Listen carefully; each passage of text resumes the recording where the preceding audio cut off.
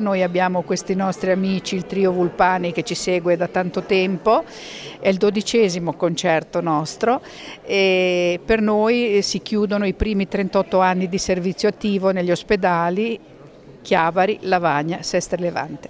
Quanti volontari ci sono? Guardi, attualmente il numero oscilla tra i 250 e i 300 perché ci sono volontari in aspettativa, l'età media nostra sta aumentando, è chiaro che ogni tanto ci siano degli intoppi e abbiamo tanto bisogno di volontari. Lei da 2 anni è volontaria nell'AVO del territorio, in concreto che cosa fa?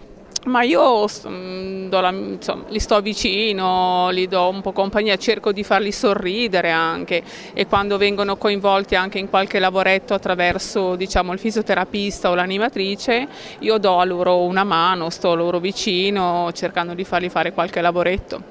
Tra i volontari sembra che manchino soprattutto i giovani, bisogna fare un appello. Sì, io penso che andrebbero sensibilizzati tutti i ragazzi delle scuole superiori, che c'è tanto da imparare, c'è tanto da dare, assolutamente. In vista dei 39, dei 40 anni, che progetti ci sono in ballo?